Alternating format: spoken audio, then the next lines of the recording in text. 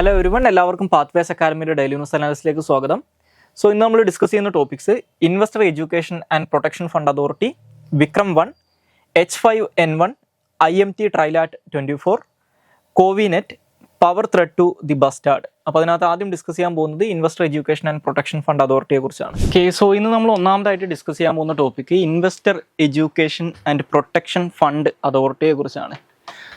So ഇത് നമ്മുടെ Indian government 2016 establish ചെയ്തിട്ടുള്ളൊരു ഫണ്ടാണ് investor education and protection fund authority എന്ന് പറയുന്നത്. അത് നമ്മുടെ ഇന്ത്യയിൽ 2013 പാർലമെൻറ്റ് പാസ്സാക്കിയിട്ടുള്ള കമ്പനീസ് ആക്ട് 2013 അടിസ്ഥാനത്തിൽ 2013 കമ്പനീസ് ആക്ടിൻ്റെ സെക്ഷൻ 125 ഈ investor education and protection fund അതോറിറ്റിയെക്കുറിച്ച് പറയുന്നത്. അപ്പോൾ ഈ investor education and protection fund അതോറിറ്റിയുടെ ജോലി എന്ന് പറഞ്ഞു കഴിഞ്ഞാൽ നേരത്തെ സൂചിപ്പിച്ച ഇൻവെസ്റ്റർ എഡ്യൂക്കേഷൻ ആൻഡ് പ്രൊട്ടക്ഷൻ ഫണ്ടിൻ്റെ റെസ്പോൺസിബിൾ ആയിട്ടുള്ള അല്ലെങ്കിൽ അതിൻ്റെ അഡ്മിനിസ്ട്രേഷൻ നടത്തുക എന്നുള്ളതാണ്. അതായത് ഇതുമായിട്ട് ബന്ധപ്പെട്ടിട്ടുള്ള ഷെയറുകളുടെ റീഫണ്ട്, അൺക്ലെയിംഡ് ഡിവിഡൻറ്റുകൾ, അതുപോലെ തന്നെ മെച്യൂർഡ് ആയിട്ടുള്ള ഡെപ്പോസിറ്റുകൾ, ഡിബഞ്ചേഴ്സ് എക്സെട്ര ഇങ്ങനെയുള്ള കാര്യങ്ങളൊക്കെ അതിനു വേണ്ടിയിട്ടും ഇങ്ങനെയുള്ള കാര്യങ്ങൾ ഇൻവെസ്റ്റേഴ്സിനും അതുപോലെ തന്നെ ഇൻവെസ്റ്റേഴ്സിൻ്റെ അവെയർനെസ് പ്രൊമോട്ട് ചെയ്യുന്നതിനും വേണ്ടിയിട്ട് യൂസ് ചെയ്യുക എന്നുള്ളതാണ് ഇതിൻ്റെ ഈ ഒരു ഇൻവെസ്റ്റർ എഡ്യൂക്കേഷൻ പ്രൊട്ടക്ഷൻ ഫണ്ടിൻ്റെ പർപ്പസ് എന്ന് പറയുന്നത്. ഓക്കെ, സോ ഈ ഫണ്ട് എസ്റ്റാബ്ലിഷ് ചെയ്യുന്നത് കമ്പനീസ് ആക്ട് 1956 സെക്ഷൻ 205C അനുസരിച്ചാണ് ഈ ഫണ്ട് എസ്റ്റാബ്ലിഷ് ചെയ്തിട്ടുള്ളത്. ഈ ഫണ്ടിൻ്റെ പർപ്പസ് എന്ന് പറയുന്നത് നേരത്തെ സൂചിപ്പിച്ചതുപോലെ ഇൻവെസ്റ്റേഴ്സിൻ്റെ അവെയർനെസ് പ്രൊമോട്ട് ചെയ്യുക, അതുപോലെ തന്നെ അവരുടെ പ്രൊട്ടക്ഷൻ, അതുപോലെ തന്നെ ഈ ഇൻവെസ്റ്റേഴ്സിൻ്റെ ഇൻട്രസ്റ്റുകളെ പ്രൊട്ടക്റ്റ് ചെയ്യുക എന്നുള്ളതാണ് ഈ ഫണ്ടിൻ്റെ പർപ്പസ് എന്ന് പറയുന്നത്. ഓക്കെ, അപ്പോൾ ഈ ഡിവിഡൻഡ്, അപ്ലിക്കേഷൻ മണി, മെച്യൂർ ഡെപ്പോസിറ്റുകൾ ഇങ്ങനെയുള്ള കാര്യങ്ങളൊക്കെ, അൺപെയ്ഡ് ആയിട്ടുള്ള ഇങ്ങനെയുള്ള കാര്യങ്ങൾ, അല്ലെങ്കിൽ 7 വർഷമോ അതിൽ കൂടുതലോ ആയിട്ട് അൺക്ലെയിംഡ് ആയിട്ട് കിടക്കുന്ന ഇങ്ങനെയുള്ള കാര്യങ്ങളൊക്കെ ഈ പറയുന്ന ഇൻവെസ്റ്റർ എഡ്യൂക്കേഷൻ ആൻഡ് പ്രൊട്ടക്ഷൻ ഫണ്ടിലേക്ക് ട്രാൻസ്ഫർ ചെയ്യാണ് ചെയ്യുക. ഇപ്പോൾ ഉദാഹരണം പറഞ്ഞു കഴിഞ്ഞാൽ ഈ നമ്മൾ ഷെയറൊക്കെ വാങ്ങിച്ചു കഴിഞ്ഞാൽ ഷെയറിന് ലാഭവിഹിതം കിട്ടും. അതായത് നമ്മൾ വാങ്ങിച്ച കമ്പനിക്ക് ലാഭം ഉണ്ടെങ്കിൽ ആ ലാഭത്തിൻ്റെ ഒരു ഷെയർ, ഒരു പെർട്ടിക്കുലർ പെർസെൻറ്റേജ് ഓരോ ഷെയർ ഹോൾഡർക്കും കിട്ടും. അതിനാണ് ഡിവിഡൻഡ് എന്ന് പറയാം. അപ്പോൾ അൺക്ലെയിംഡ് ആയിട്ടുള്ള ഡിവിഡൻറ്റുകൾ ഉണ്ടാവും, അതായത് ഷെയർ ഹോൾഡേഴ്സ്, അത് കൈപ്പറ്റാത്ത ഷെയർ ഹോൾഡേഴ്സ് ഉണ്ടാവും. അപ്പോൾ അങ്ങനെയുള്ള പണം. അതുപോലെ തന്നെ നമ്മൾ ഷെയർ പർച്ചേസ് ചെയ്യുന്ന സമയത്ത് അതിനൊരു അപ്ലിക്കേഷൻ മണി ഉണ്ട്. അത് ഷെയറിൻ്റെ പർച്ചേസ് കംപ്ലീറ്റ് ആയി കഴിഞ്ഞാൽ അപ്ലിക്കേഷൻ മണി തിരിച്ച് കിട്ടും. അപ്പോൾ അതുപോലെ തന്നെ മെച്യൂർ ആയിട്ടുള്ള ഡെപ്പോസിറ്റുകൾ ഉണ്ടാവും, അൺക്ലെയിംഡ് ആയിട്ട് കിടക്കുന്ന മെച്യൂർ ആയിട്ടുള്ള ഡെപ്പോസിറ്റുകൾ. അതായത് ആ ഡെപ്പോസിറ്റിൻ്റെ കാലാവധി കഴിഞ്ഞ് ആ ഡെപ്പോസിറ്റ് പണം ആരാണോ ഡെപ്പോസിറ്റ് ചെയ്തത് അവർക്ക് തിരിച്ചു കിട്ടും, പക്ഷേ അത് ക്ലെയിം ചെയ്യാത്ത അങ്ങനെ കിടക്കുന്ന ഡെപ്പോസിറ്റുകൾ ഉണ്ടാവും. ഇങ്ങനെയൊക്കെയുള്ള പണമാണ് 7 വർഷം അതിൽ കൂടുതലായിട്ട് ഇങ്ങനെ കിടക്കുന്ന അൺക്ലെയിംഡ് ആയിട്ടുള്ള പണമാണ് ഈ ഇൻവെസ്റ്റർ എഡ്യൂക്കേഷൻ ആൻഡ് പ്രൊട്ടക്ഷൻ ഫണ്ടിലേക്ക് ട്രാൻസ്ഫർ ചെയ്യുന്നത്. ഓക്കെ, അപ്പോൾ അത് ഇത്തരത്തിൽ ഇൻവെസ്റ്റർ എഡ്യൂക്കേഷൻ ആൻഡ് പ്രൊട്ടക്ഷൻ ഫണ്ടിൽ ക്രെഡിറ്റ് ആവുന്ന പൈസ നമ്മുടെ കൺസോളിഡേറ്റഡ് ഫണ്ട് ഓഫ് ഇന്ത്യയുടെ അണ്ടറിലാണ് കീപ്പ് ചെയ്യുന്നത് അല്ലെങ്കിൽ മെയിൻറ്റെയിൻ ചെയ്യുന്നതെന്നും അറിഞ്ഞിരിക്കുക. ഇനി അടുത്തതായിട്ട് ഡിസ്കസ് ചെയ്യാനുള്ളത് വിക്രം-1 കുറിച്ചാണ്. സോ വിക്രം-1 എന്ന് പറയുന്നത് നമ്മുടെ ഇന്ത്യ ആസ്ഥാനമായി പ്രവർത്തിക്കുന്ന ഒരു പ്രൈവറ്റ് സ്പേസ് കമ്പനിയാണ് സ്കൈ റൂട്ട് എയ്റോസ്പേസ് എന്ന് പറയുന്നത്. സോ ഈ സ്കൈ റൂട്ട് എയ്റോസ്പേസ് സ്വന്തമായിട്ട് ഡെവലപ്പ് ചെയ്യാൻ നോക്കുന്ന ഒരു റോക്കറ്റാണ് വിക്രം-1 എന്ന് പറയുന്നത്. അപ്പോൾ ആ വിക്രം-1ൻ്റെ സെക്കൻഡ് സ്റ്റേജ്, ഇപ്പോൾ റീസെൻ്റ്ലി സെക്കൻഡ് സ്റ്റേജിൻ്റെ ടെസ്റ്റ് ഫയറിങ് അവർ സക്സസ്ഫുള്ളായിട്ട് കണ്ടക്ട് ചെയ്തിട്ടുണ്ടായിരുന്നു. അപ്പോൾ ഈ വിക്രം-1 എന്ന് പറയുന്നത് നേരത്തെ സൂചിപ്പിച്ച ഈ സ്കൈ റൂട്ട് എയ്റോസ്പേസ് എന്ന് പറയുന്ന ഇന്ത്യൻ ബേസ്ഡ് പ്രൈവറ്റ് സ്പേസ് കമ്പനിയുടെ അവർ ഡെവലപ്പ് ചെയ്യുന്ന ഒരു 3 സ്റ്റേജ് സോളിഡ് ഫ്യൂൽ റോക്കറ്റാണ്. അതായത് 3 സ്റ്റേജുകളുള്ള സോളിഡ് ഫ്യൂൽ എന്ന് പറഞ്ഞു കഴിഞ്ഞാൽ ഖര ഇന്ധനം വെച്ച് പ്രവർത്തിക്കുന്ന ഒരു റോക്കറ്റാണ്. അപ്പോൾ അതിൻ്റെ സെക്കൻഡ് സ്റ്റേജിൻ്റെ ടെസ്റ്റിംഗ് ആണ് ഇപ്പോൾ റീസെൻ്റ്ലി നടന്നിട്ടുള്ളത്. ഓക്കെ, അപ്പോൾ ഇത് ബേസിക്കലി ഈ കമ്പനിയുടെ ഒരു ലക്ഷ്യം എന്ന് പറയുന്നത് 2024, അതായത് ഈ വർഷം പകുതിയാകുമ്പോഴേക്കും ഇവരുടെ ഈ ഒരു റോക്കറ്റിൻ്റെ first private orbital rocket launch നടത്തണം എന്നുള്ളതാണ് അവർ പ്ലാൻ ചെയ്യുന്നത്. അപ്പോൾ അതിനിതൊരു ബൂസ്റ്റ് ആവുമെന്നൊക്കെയാണ് പറയുന്നത്. ഇനി ഈ കമ്പനിയെക്കുറിച്ചും കൂടി ജസ്റ്റ് ഒന്ന് അറിഞ്ഞിരിക്കുക. ഞാൻ നേരത്തെ സൂചിപ്പിച്ചതുപോലെ ഈ Skyroot aerospace private limited എന്ന് പറയുന്ന കമ്പനി നമ്മുടെ ഇന്ത്യ ആസ്ഥാനമായി പ്രവർത്തിക്കുന്ന ഒരു പ്രൈവറ്റ് എയ്റോസ്പേസ് മാനുഫാക്ചറാണ്, അല്ലെങ്കിൽ മാനുഫാക്ചറും അതുപോലെ തന്നെ ഒരു കൊമേഴ്ഷ്യൽ ലോഞ്ച് സർവീസ് പ്രൊവൈഡറുമാണ്. അതായത് ഈ എയ്റോസ്പേസ് ഇൻഡസ്ട്രിക്ക് വേണ്ടിയിട്ടുള്ള സാധനങ്ങൾ മാനുഫാക്ചർ ചെയ്യുകയും പ്രൈവറ്റായിട്ട് ലോഞ്ച് കണ്ടക്ട് ചെയ്യുകയും ചെയ്യുന്ന ഒരു കമ്പനിയാണ്. ഇപ്പോൾ നമ്മൾ അമേരിക്കയിലുള്ള സ്പേസ് എക്സ് ഒക്കെ പറയുന്നത് പോലെ തെലങ്കാനയിലെ ഹൈദരാബാദിലാണ് ഇവരുടെ ഹെഡ് ക്വാർട്ടേഴ്സ് ഉള്ളത്.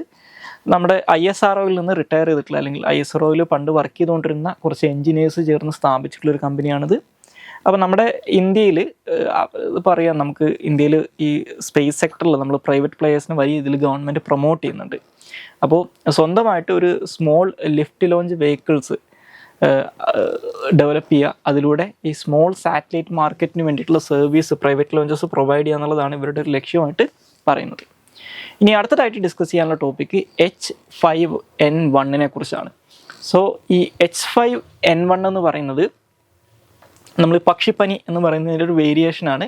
അപ്പോൾ ഇതിനെക്കുറിച്ച് ഡിസ്കസ് ചെയ്യാനുള്ള ഒരു കാരണം എന്ന് പറയുന്നത് നമ്മുടെ ലോകത്തിൻ്റെ ഡിഫറെൻറ്റ് ഭാഗങ്ങളിലായിട്ട് ആയിരക്കണക്കിന് സീലുകളും അതുപോലെ തന്നെ സീ ലയൺസും ഈ ബേർഡ് ഫ്ലൂ വന്ന് മരിച്ചതായിട്ടുള്ളൊരു വാർത്ത വന്നിട്ടുണ്ട്. ഓക്കെ, അപ്പോൾ ഈ ബേർഡ് ഫ്ലൂ എന്ന് പറയുന്നത് ഏവിയൻ ഫ്ലൂ എന്നുള്ള പേരിൽ, പക്ഷിപ്പനി എന്ന് പറയുന്ന ഈ സാധനം ഏവിയൻ ഫ്ലൂ എന്നുള്ള പേരിലും അറിയപ്പെടുന്നുണ്ട്. ഇതൊരു ഇൻഫെക്ഷസ് ആയിട്ടുള്ള വൈറൽ ഇൽനെസ് ആണെന്ന് മനസ്സിലാക്കുക. അത് പ്രധാനമായിട്ടും പോൾട്രി അതുപോലെ തന്നെ ചില വൈൽഡ് ബേർഡ്സിനൊക്കെയാണ് പ്രധാനമായിട്ടും ഈ പക്ഷിപ്പനി ബാധിക്കുക.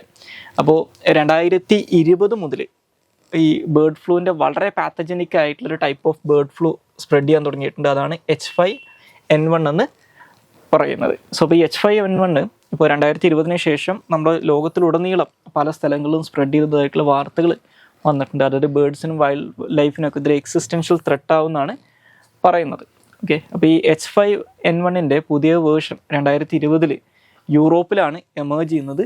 അത് പിന്നീട് യൂറോപ്പ്, ആഫ്രിക്ക, ഏഷ്യ എന്നീ കോണ്ടിനെൻറ്റുകളിലൊക്കെ സ്പ്രെഡ് ആയിട്ടുണ്ട്. 2021 നോർത്ത് അമേരിക്കയിലും 2022 ഒരു അവസാനക്കാവുന്ന സമയത്ത് സൗത്ത് അമേരിക്കയിലും ഇത് സ്പ്രെഡ് ആയിട്ടുണ്ട്. അതുപോലെ തന്നെ 2024 ആയപ്പോഴേക്കും ഈവൻ മെയിൻലാൻഡ് അന്റാർട്ടിക്കയിൽ പോലും ഇത് റിപ്പോർട്ട് ചെയ്യപ്പെട്ടിട്ടുണ്ട്. അപ്പോൾ യൂണിവേഴ്സലി എല്ലായിടത്തും അല്ലെങ്കിൽ ഗ്ലോബലി എല്ലായിടത്തും ഈ ഒരു H5N1 റിപ്പോർട്ട് ചെയ്യപ്പെട്ടിട്ടുണ്ടെന്നാണ് പറയുന്നത്. അപ്പോൾ ഈ ബേർഡ് ഫ്ലൂവിൻ്റെ ഒരു പ്രശ്നം എന്ന് പറഞ്ഞു കഴിഞ്ഞാൽ ഈ ബേർഡ് ഫ്ലൂ ആയിട്ട് കോൺടാക്റ്റിൽ വന്നു കഴിഞ്ഞാൽ മനുഷ്യനും ഇത് ബാധിക്കാനുള്ള സാധ്യത ഉണ്ട്. ഇത് സിവിയർ കേസുകളിൽ ആളുകൾക്ക് മരണം വരെ സംഭവിക്കാൻ പറ്റും. അപ്പോൾ സാധാരണഗതിയിൽ ഇത്തരത്തിലുള്ള ഈ സിക്കായിട്ടുള്ള, അതായത് ഈ ബേർഡ് ഫ്ലൂ കാരണം അഫക്റ്റഡ് ആയിട്ടുള്ള പക്ഷികളുമായിട്ട് അല്ലെങ്കിൽ എസ്പെഷ്യലി മനുഷ്യൻ്റെയൊക്കെ കേസിൽ പോൾട്രിയുമായിട്ട്, ചിക്കനും ഒക്കെ ആയിട്ട് കോൺടാക്റ്റിൽ വരുമ്പോഴാണ് നമ്മുടെ മനുഷ്യനിലേക്ക് ഇത് പകരാറുള്ളത്. ഓക്കെ, അപ്പോൾ ഹ്യൂമൻസിന് ഇത് പകർന്നു കഴിഞ്ഞാൽ നേരത്തെ സൂചിപ്പിച്ചതുപോലെ ഇത് ആളുകളുടെ മരണത്തിന് വരെ കാരണമായേക്കാവുന്ന ഒരു സിവിയർ ആയിട്ടുള്ള രോഗമാണെന്ന് മനസ്സിലാക്കുക. ഇനി അടുത്തതായിട്ട് ഡിസ്കസ് ചെയ്യാനുള്ള ടോപ്പിക്ക് IMT ട്രൈലാറ്റ് 24 ആണ്. സോ ഇപ്പോൾ ഈ IMT ട്രൈലാറ്റ് 24 എന്ന് പറയുന്നത് ഇന്ത്യയും മൊസാംബിക്കും ടാൻസാനിയയും കൂടി ചേർന്ന് നടത്തുന്ന ഒരു ട്രൈലാറ്ററൽ, അതായത് 3 രാജ്യങ്ങളുള്ളതുകൊണ്ട് ഇതിനെ ട്രൈലാറ്ററൽ എന്ന് പറയും. IMT എന്ന് പറഞ്ഞു കഴിഞ്ഞാൽ ഇന്ത്യ, മൊസാംബിക്, ടാൻസാനിയ. സോ ഈ IMT ട്രൈലാറ്ററൽ എന്ന് പറയുന്നത് ഈ 3 രാജ്യങ്ങളും കൂടി ചേർന്ന് നടത്തുന്ന ഒരു ട്രൈലാറ്ററൽ എക്സസൈസ് ആണെന്ന് മനസ്സിലാക്കുക. അപ്പോൾ ഇതിൻ്റെ സെക്കൻഡ് എഡിഷൻ ഇപ്പോൾ മൊസാംബിക്കിൽ വെച്ചിട്ട് കഴിഞ്ഞ ദിവസം നടന്നിട്ടുണ്ടായിരുന്നു. അപ്പോൾ ഇതൊരു ഒരാഴ്ച നീണ്ടു നിന്ന ഒരു എക്സസൈസാണ്. സോ ബേസിക്കലി ഇതൊരു മാരിടൈം എക്സസൈസാണ്. അപ്പോൾ ഈ രാജ്യങ്ങൾക്കിടയിലുള്ള നേവീസിൻ്റെ ഇടയിലുള്ള ഇൻ്ററോപ്പറബിലിറ്റി എൻഹാൻസ് ചെയ്യുക എന്നുള്ളതാണ് ഇതിൻ്റെ ലക്ഷ്യം. അപ്പോൾ ഇതിനകത്ത് പങ്കെടുക്കുന്ന രാജ്യങ്ങൾ ഏതൊക്കെയാണെന്ന് മനസ്സിലാക്കുക. ഇന്ത്യ, മൊസാംബിക്, ടാൻസാനിയ എന്നീ രാജ്യങ്ങളാണുള്ളത്. അപ്പോൾ ബേസിക്കലി ഇന്ത്യ ഇപ്പോൾ നമ്മുടെ ഇന്ത്യൻ ഓഷൻ റീജിയണിൽ ചൈനയുടെ കടന്നുകയറ്റത്തിനൊക്കെ ശേഷവും അതുപോലെ തന്നെ ഇന്ത്യ ഒരു ഗ്ലോബൽ പവറായിട്ട് വളരാൻ തുടങ്ങിയതിന് ശേഷം ഇന്ത്യൻ ഓഷൻ റീജിയണിലുള്ള നമ്മുടെ സ്ട്രെങ്ത് വർദ്ധിപ്പിക്കേണ്ടതും നമ്മുടെ ഒരു ആവശ്യമാണ്. അപ്പോൾ അതിന് വേണ്ടിയിട്ട് ഇന്ത്യ ഒരുപാട് ഇനീഷ്യേറ്റീവ്സ് മുന്നോട്ട് വെക്കുന്നുണ്ട്. ഇന്ത്യൻ ഓഷൻ ഔട്ട്റീച്ച് എന്നൊക്കെ പറഞ്ഞിട്ട് അതിൻ്റെ കൂടെയുള്ള ഒരു കാര്യമാണ് സാഗർ അല്ലെങ്കിൽ security and growth for all India region എന്ന് പറയുന്നത്. ഓക്കെ, അപ്പോൾ ഈ സാഗർ ഇനീഷ്യേറ്റീവിൻ്റെ ഒക്കെ ഒരു ഭാഗമാണ് അല്ലെങ്കിൽ അതുമായിട്ട് അസോസിയേറ്റ് ചെയ്ത് പോകുന്നതാണ് ഈ ഒരു എക്സസൈസ് എന്ന് മനസ്സിലാക്കുക. ഓക്കെ, അപ്പോൾ ഈ സാഗർ ഇനീഷ്യേറ്റീവ് 2015 നരേന്ദ്രമോദി ഗവൺമെൻറ് അധികാരത്തിൽ വന്നതിന് ശേഷമാണ് ഇങ്ങനെ ഒരു ഇനീഷ്യേറ്റീവ് നമ്മൾ എടുക്കുന്നത്. സോ ബേസിക്കലി നമ്മുടെ മാരിടൈം സെക്യൂരിറ്റി, മാരിടൈം കോമൺസ്, അതുപോലെ തന്നെ കൊളാബറേഷൻ, ഇതിൻ്റെയൊക്കെ ഒരു ഗ്രോയിങ് ഇൻഫ്ലുവൻസിനെ റിഫ്ലക്റ്റ് ചെയ്യുന്നതാണ് ഈ സാഗർ ഇനീഷ്യേറ്റീവ് എന്ന് പറയാം. അപ്പോൾ ഈ സാഗർ ഇനീഷ്യേറ്റീവിൻ്റെ കീഴിൽ ഈ പറയുന്ന ഇന്ത്യൻ ഓഷൻ റീജിയനിലുള്ള രാജ്യങ്ങളുമായിട്ട് എക്കണോമിക് കോപ്പറേഷനും അതുപോലെ തന്നെ സെക്യൂരിറ്റി കൊളാബറേഷൻസും എൻഹാൻസ് ചെയ്യുക എന്നുള്ളതാണ് നമ്മൾ പ്രധാനമായിട്ടും ഉദ്ദേശിക്കുന്നത്. അപ്പോൾ അതിൻ്റെ ഭാഗമായിട്ട് ഈ വിവരങ്ങൾ അല്ലെങ്കിൽ ഇൻ്റലിജൻസും ഇൻഫർമേഷനൊക്കെ പരസ്പരം ഷെയർ ചെയ്യുക, രാജ്യങ്ങളുടെ കോസ്റ്റൽ ഏരിയാസിലെ സർവൈലൻസ് സ്ട്രെങ്തൻ ചെയ്യുക, ഇൻഫ്രാസ്ട്രക്ചർ ഡെവലപ്മെൻറ്റ്, കപ്പാസിറ്റി ബിൽഡിങ്, ഇതെല്ലാം ഇതിൻ്റെ ഭാഗമായിട്ട് വരുന്നുണ്ട്. ഇനി അടുത്തതായിട്ട് ഡിസ്കസ് ചെയ്യാനുള്ള ടോപ്പിക്ക് കോവിനെറ്റ് ആണ്. സോ ഈ കോവിനെറ്റ് എന്ന് പറയുന്നത് world health organisation recently launch ചെയ്തിട്ടുള്ള ഒരു ഗ്ലോബൽ നെറ്റ്വർക്ക് ഓഫ് ലബോറട്ടറീസ് ആണ് ഈ കോവിനെറ്റ് എന്ന് പറയുന്നത്. അപ്പോൾ നമ്മുടെ ലോകത്തിൽ ഇനി വരാൻ സാധ്യതയുള്ള ഒരു നോവൽ കൊറോണ വൈറസ്, ഓക്കെ, ഫ്യൂച്ചറിൽ വരാൻ ചാൻസ് ഉള്ള പൊട്ടൻഷ്യലുള്ള ഒരു നോവൽ കൊറോണ വൈറസിനെ ഐഡൻറ്റിഫൈ ചെയ്യാനും മോണിറ്റർ ചെയ്യാനും വേണ്ടിയിട്ടാണ് ഈ കോവിനെറ്റ് എന്ന് പറയുന്ന ഒരു ഗ്ലോബൽ നെറ്റ്വർക്ക് ഓഫ് ലബോറട്ടറീസിനെ വേൾഡ് ഹെൽത്ത് ഓർഗനൈസേഷൻ ലോഞ്ച് ചെയ്തിട്ടുള്ളത്. അപ്പോൾ അതിനകത്ത് നമ്മുടെ നിലവിലുള്ള എക്സിസ്റ്റിംഗ് ആയിട്ടുള്ള കൊറോണ വൈറസുകളെ ഈ കോവിനെറ്റ് ലബോറട്ടറീസ് അസസ് ചെയ്യും എന്നാണ് പറയുന്നത്. അപ്പോൾ അതിനകത്ത് പ്രധാനമായിട്ടുള്ള ഈ എക്സിസ്റ്റിംഗ് ആയിട്ടുള്ള കൊറോണ വൈറസുകൾ പ്രധാനപ്പെട്ട ഒന്നാണ് MERS-CoV എന്ന് പറയുന്നത്, അല്ലെങ്കിൽ Middle East respiratory syndrome corona virus എന്ന് പറയുന്നതും, അതുപോലെ തന്നെ SARS-CoV-2 അല്ലെങ്കിൽ severe acute respiratory syndrome corona virus എന്ന് പറയുന്നത്.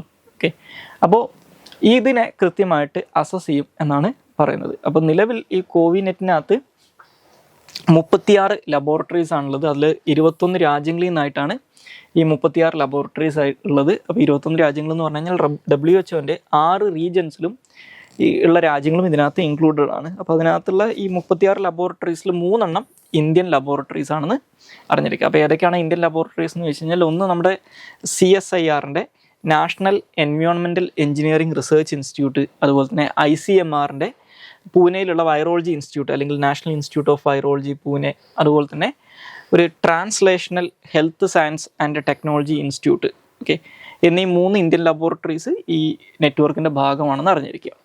ഇനി നമുക്ക് അവസാനമായിട്ട് ഡിസ്കസ് ചെയ്യാനുള്ള topic power threat to the bustard ആണ്. ഇതിനെക്കുറിച്ച് ഡിസ്കസ് ചെയ്യാനുള്ള ഒരു കാരണം, നമ്മുടെ ഇന്ത്യയിൽ ക്രിട്ടിക്കലി എൻഡേഞ്ചേർഡ് ആയിട്ടുള്ള ഒരു എക്സ്റ്റിങ്ഷൻ്റെ വക്കോളം എത്തി നിൽക്കുന്ന ഒരു ബേർഡ് സ്പീഷീസാണ് ഗ്രേറ്റ് ഇന്ത്യൻ ബസ്റ്റാർഡ് എന്ന് പറയുന്നത്. അപ്പോൾ ആ ഗ്രേറ്റ് ഇന്ത്യൻ ബസ്റ്റാർഡിനെ വലിയ രീതിയിൽ, അതായത് ഗ്രേറ്റ് ഇന്ത്യൻ ബസ്റ്റാർഡിൻ്റെ ഒരു പ്രശ്നം എന്ന് പറഞ്ഞു കഴിഞ്ഞാൽ അതിനകത്ത് ഇനിയിപ്പോൾ സർവൈവിങ് ആയിട്ടുള്ള വൈൽഡിലുള്ള അഡൽട്ട് പോപ്പുലേഷൻ എന്ന് പറയുന്നത് ഒരു 100 to 150 ആണെന്നാണ് പറയുന്നത്. അപ്പോൾ ഈ ഗ്രേറ്റ് ഇന്ത്യൻ ബസ്റ്റാർഡ് വളരെ വലിപ്പം കൂടിയൊരു പക്ഷിയായതുകൊണ്ടും അതുപോലെ തന്നെ അവറ്റകൾക്കുള്ള ചില ഫണ്ടമെൻ്റൽ ആയിട്ടുള്ള ഇഷ്യൂസ് കാരണവും ഈ പവർ ലൈൻസിലൊക്കെ തട്ടി അവറ്റകൾ കൊല്ലപ്പെടാനുള്ള ചാൻസസ് വളരെ കൂടുതലാണ്.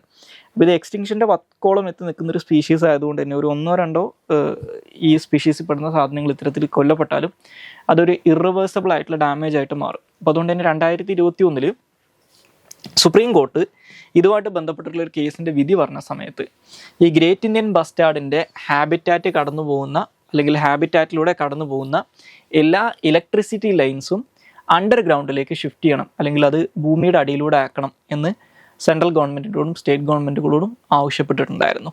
ഓക്കെ, അപ്പോൾ പക്ഷേ ഇപ്പോൾ ഇത് 2021 വന്നിട്ടുള്ളൊരു വിധിയാണെങ്കിലും ഇപ്പോൾ 2023 എത്തി നിൽക്കുന്ന സമയത്തും സെൻട്രൽ ഗവൺമെൻറ് പറയുന്നത് ഇത് വലിയ രീതിയിൽ അൺഫീസബിൾ ആയിട്ടുള്ള ഒരു പ്രപ്പോസിഷനാണ് എന്നുള്ളതാണ്. അപ്പോൾ അതുകൊണ്ട് തന്നെ ഈ ഒരു വിധി സുപ്രീം കോടതി ഇപ്പോൾ റിവ്യൂ ചെയ്യാൻ വേണ്ടിയിട്ട് തീരുമാനിച്ചിരിക്കുകയാണ്. അപ്പോൾ അതിൻ്റെ കൂടെ നമ്മൾ ഈ പറയുന്ന ഗ്രേറ്റ് ഇന്ത്യൻ ബസ്റ്റാർഡിനെ കുറിച്ച് കൂടി അറിഞ്ഞിരിക്കുക. ഞാൻ നേരത്തെ പറഞ്ഞതുപോലെ ഇപ്പോൾ ലോകത്തിൽ വെറും 150 എണ്ണത്തിൽ താഴെ മാത്രമാണ് ഈ ഗ്രേറ്റ് ഇന്ത്യൻ ബസ്റ്റാർഡ് ഉള്ളത്. അപ്പോൾ ഇവർക്ക് വലിയ രീതിയിൽ ഈ പറയുന്ന പവർ ലൈൻസുമായിട്ട് കൊലീഷൻ ക്രിയേറ്റ് ചെയ്യാനുള്ള ചാൻസസ്, അല്ലെങ്കിൽ അത് കാരണം അപകടം സംഭവിക്കാനുള്ള സാധ്യത വളരെ കൂടുതലായിട്ടുള്ളൊരു ജീവി കൂടിയാണ് ഗ്രേറ്റ് ഇന്ത്യൻ ബസ്റ്റാർഡ് എന്ന് പറയുന്നത്. കാരണം എന്തുകൊണ്ടാണെന്ന് വെച്ച് കഴിഞ്ഞാൽ അവരുടെ ഫ്രണ്ടൽ വിഷൻ വളരെ ചെറുതാണ്, അതുപോലെ തന്നെ ഇവരുടെ ലാർജ് സൈസും കാരണം ഇത്തരത്തിൽ പവർ ലൈൻസിൽ തട്ടി ചാവാനുള്ള സാധ്യത കൂടുതലാണ്. ഇനി ഇതിൻ്റെ കൂടെ ഈ ഗ്രേറ്റ് ഇന്ത്യൻ ബസ്റ്റാർഡിനെ കുറിച്ച് കൂടി ഒന്ന് അറിഞ്ഞിരിക്കുക. ഗ്രേറ്റ് ഇന്ത്യൻ ബസ്റ്റാർഡ് എന്ന് പറയുന്നത് ലോകത്തിൽ ഇപ്പോൾ നിലവിലുള്ളതിൽ വൺ ഓഫ് ദി ഹെവിയസ്റ്റ് ആയിട്ടുള്ള ഫ്ലൈവിംഗ് ബേർഡ്സിലൊന്നാണ്. അതായത് പറക്കാൻ കേപ്പബിൾ ആയിട്ടുള്ള ഹെവിയസ്റ്റ് ആയിട്ടുള്ള ബേർഡുകളിലൊന്നാണ് ഗ്രേറ്റ് ഇന്ത്യൻ ബസ്റ്റാർഡ്. ഏകദേശം 1 മീറ്ററോളം ഉയരം വരുന്നൊരു ബേർഡാണ് ഈ ഗ്രേറ്റ് ഇന്ത്യൻ ബസ്റ്റാർഡ് എന്ന് പറയുന്നത്. നേരത്തെ പറഞ്ഞതുപോലെ ഇതിൻ്റെ നിലവിലുള്ള പോപ്പുലേഷൻ എന്ന് പറയുന്നത് 100 തൊട്ട് 150 വരെയാണ്. ഒരു കാലത്ത് ഇന്ത്യയിൽ വളരെ വൈഡ് സ്പ്രെഡ് ആയിരുന്ന ഒരു ബേർഡ് സ്പീഷീസാണ് ഗ്രേറ്റ് ഇന്ത്യൻ ബസ്റ്റാർഡ് എന്ന് പറയുന്നത്. മുകളിൽ ഹരിയാനയൊക്കെ തൊട്ട് താഴത്ത് ആന്ധ്രാപ്രദേശ് വരെയുള്ള ഭാഗങ്ങൾ വരെ ഈ ഗ്രേറ്റ് ഇന്ത്യൻ ബസ്റ്റാർഡിൻ്റെ റേഞ്ച് ഉണ്ടായിരുന്നതാണ്. പക്ഷേ ഇപ്പോൾ നിലവിൽ ഇത് പ്രധാനമായിട്ടും ഉള്ളത് രാജസ്ഥാനിലുള്ള താർ ഡെസേർട്ടിലും അതുപോലെ തന്നെ ഗുജറാത്തിലെ കച്ചിലും മാത്രമാണ് ഇവറ്റകളെ ഇപ്പോൾ റിപ്പോർട്ട് ചെയ്യാറുള്ളത്. പിന്നെ അപൂർവമായിട്ടൊക്കെ ഈ പറയുന്ന ആന്ധ്രാപ്രദേശിലൊക്കെ ഇവറ്റകളുടെ സൈറ്റിംഗ് റിപ്പോർട്ട് ചെയ്യാറുണ്ടെങ്കിലും ഒരു വയബിൾ പോപ്പുലേഷൻ ഉള്ളതായിട്ട് വിശ്വസിക്കപ്പെടുന്നത് രാജസ്ഥാനിലും അതുപോലെ തന്നെ ഗുജറാത്തിലും മാത്രമാണ്. അതിൽ നിയർലി 150 ഉണ്ടെന്ന് പറയുന്നതിനകത്ത് നിയർലി 100 എണ്ണം ഉള്ളതും ഈ രാജസ്ഥാനിലാണ്. ഓക്കെ, അപ്പോൾ ഈ രാജസ്ഥാൻ്റെ സൈഡിൽ പലപ്പോഴും ഇത് പാകിസ്ഥാനിലും ഇവറ്റകളെ സൈറ്റ് ചെയ്തതായിട്ട് റിപ്പോർട്ട് ചെയ്യപ്പെടാറുണ്ട്. കാരണം ഈ രാജസ്ഥാനിലുള്ളത് പാകിസ്ഥാൻ്റെ ബോർഡറോട് അടുത്ത് കിടക്കുന്ന പ്രദേശങ്ങളിലാണ്. അപ്പോൾ ഇവറ്റകൾ ജീവിക്കുന്ന ഒരു ഹാബിറ്റാറ്റ് എന്ന് പറയുന്നത് ഡ്രൈ ഗ്രാസ് ലാൻഡുകളും അതുപോലെ തന്നെ സ്ക്രബ് ലാൻഡുകളുമാണ്. ഇത് ഓപ്പർച്യൂണിസ്റ്റ് ഈറ്റേഴ്സ് ആയിട്ടുള്ള, ഇപ്പോൾ നമ്മൾ കഴുകന്മാരുടെയൊക്കെ കേസ് പറഞ്ഞ പോലെ ഓപ്പർച്യൂണിറ്റി ഈറ്റേഴ്സ് ആയിട്ടുള്ള ഒരു വിഭാഗമാണ്. എന്ത് കിട്ടിയാലും അത് ഭക്ഷിക്കുന്നൊരു വിഭാഗമാണ്. ഇനി ഇവറ്റകളുടെ നിലവിലുള്ള സ്റ്റാറ്റസ് എന്ന് പറയുന്നത് IUCNൻ്റെ റെഡ് ലിസ്റ്റിനകത്ത് ക്രിട്ടിക്കലി എൻഡേഞ്ചേർഡ് ആയിട്ട് ഡിക്ലെയർ ചെയ്തിട്ടുള്ള ഒരു സ്പീഷീസ് ആണ്.